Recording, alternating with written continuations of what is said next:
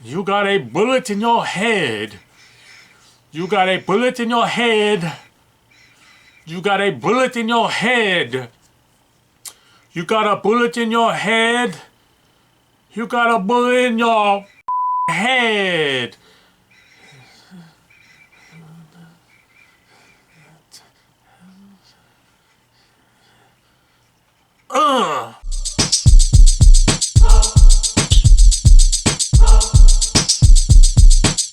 Drink more beer. Now let's go to a little town in New Jersey where things are really popping. Did you see that video that I sent you? It's Yeah, so weird. I did. It actually kind of irritated me a little Yeah. bit because I felt like it was the claims were misleading, I guess. Yeah. Because the thing is, like, it's the song's getting fed into a MIDI, Right. and so without actually seeing the MIDI file and how that like played out, like right, it's You're saying it could, because it's really just converting the voice into a MIDI. right, exactly. It's not actually, because what it claims is it's using just straight music. Well, yeah, it's trying to say like, oh, it's the audio. It's tricking you into hearing words that aren't actually there. Right. But Which it technically isn't, but I know what you're saying. But that may not actually be the case because depending on how the music is being converted, like, because the whole claim is that it's just piano notes, but when you hear it, you can kind of hear the words. But I don't know to what extent those piano notes, like the notes themselves, are bent ever so slightly in order to match somebody's voice doing that. Exactly. Without looking a little like I was sort of immediately like that was Skeptical. that was going through my head, like I wonder how honest this actually is. Like I would want to play with the files and see.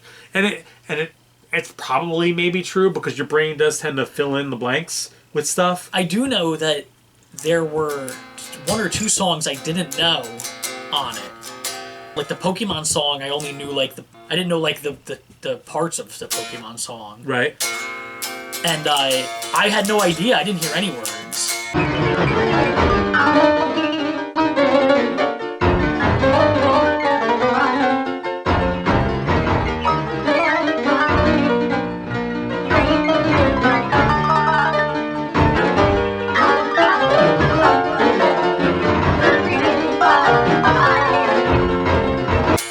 Because I didn't know them.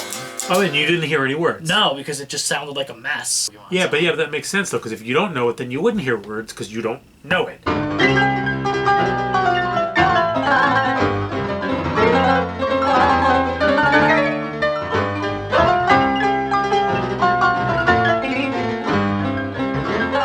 Be in the middle of the night. Stop it! Let me do my show, for Christ's sake! Still bored? Then try this for size. 5891 I'm Bitsy, and I know lots of things. I live right in your own TV. Watch me. You remember I actually still love these movies, but they were on repeat. Remember Cannonball Run was on constantly. Yeah, Cannonball Run was on all the time when we were kids. You know what? I don't know when the last time you saw it is, but I watched it with a few years back. I was like, you know what? It's time for the son to see this movie. He loved it. Cannonball Run? Yeah. It's great. Yeah, the second one isn't so good. Yeah, ridiculous movie and super fun. I think the second one was a little goofy. Well, I mean, they're all goofy. But. The first one, I always felt like they should have tried to remake, because you could just throw a bunch of celebrities in to the movie. Oh, I'm surprised that they haven't. It's such a silly concept just put a bunch of celebrities into the movie and have them racing across the country in fast cars. It's hysterical. I don't know why they never did it. It's especially like you harken back to even before that from the 60s. It's a mad world. Right. One of my favorite movies of all time. Again, that's another one. Holds up amazingly well. And you do not, at the time when that movie came out, right, super star-studded cast, basically every big comedian that there was in the movie. So that's why it was big initially. But you don't have to know who these guys are to love that movie. Right. They're kind of like a lot of them are icons and legends, but a lot of them aren't now. Like you can now as a younger person watch It's a Mad World, and it's still like super fun and hilarious. And that's good to know, because I never saw it. Really? Yeah, that's a movie. Oh my God! You've got to see it. Yeah, if you remind me, I'll give you the DVD on your way out the door. It's a great movie, and I say this knowing your taste. You know, I wouldn't tell you to watch something that was artsy fartsy or like whatever. You would enjoy the movie. It's really funny and there's fun action, and basically it's like the Cannonball Run but 20 years prior. Right. Like they probably made Cannonball Run with... I'm sure. Yeah, you know the premise of it's a mad. Are they racing to win some like... It's for $1 million, like for money though, right? Sort of. They word gets out that there's this hidden wealth, like I think a wealthy guy dies or something like that, and there are these clues as to where it's hidden, and all these people like sort of get word of it, and so they're all trying to find where this location is to get this money. It's kind of funny in retrospect because I think the amount is like $160,000 or something like that. Yeah. But yeah, they're all like trying to figure out where this is, and then once they figure it out, they're trying to like get to it to get the money. So yeah, it's just like crazy car crashes. There's some really amazing stunts, especially when you think about the time that one of the stunts that they do in it. And again, this is like filmed in like the I think the 60s? early to mid 60s. There's one where in a little tiny prop plane, they fly it through a billboard. And so, like, legit, like, crashes plane through a billboard. And they said the stunt actually, there was something, like, in the behind the scenes where it, like, pretty much came this close to going terribly wrong. Yeah, and killing somebody. Yeah. But yeah, it's a great movie. You gotta watch it. Try to remind me on your way out. In fact, I should probably just go downstairs and do it now. It is I, Detective Yum Finder, now drops that bubble gum.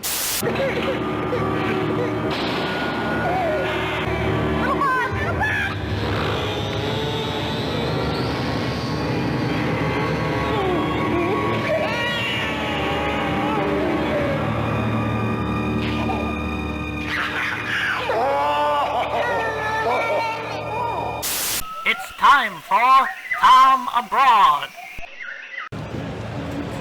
I'm in tax. It's crowded. Tune in next week for more of Tom Abroad. Book report time with Eric. We're going to talk about whatever this is. Oh, the Illuminatus Trilogy.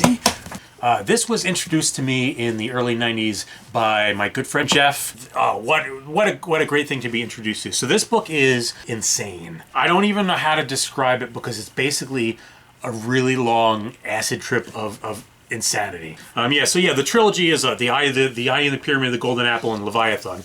And all right, first of all, let's see how the back of the book presents itself. Okay.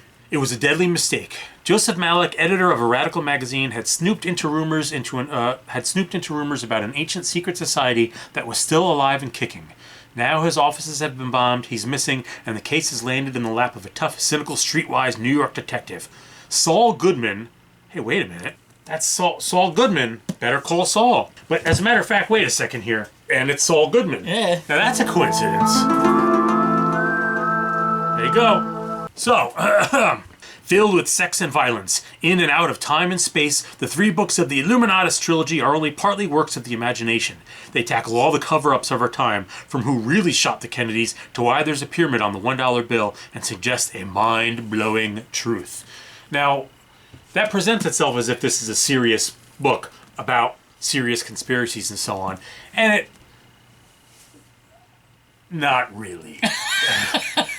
The book is really wacky and really zany, and it takes all these insane conspiracy theories and this idea of like the Illuminati secretly ruling the world, and like the assassination of JFK and Atlantis and all this stuff, and it sticks it into this insane blender of like drug trips and conspiracies and terrorism and all this stuff into like this into this really strange ride, but it's entertaining the entire time through. It's pretty thick. Well, that's a trilogy, right? Yeah, it's a trilogy, all in one.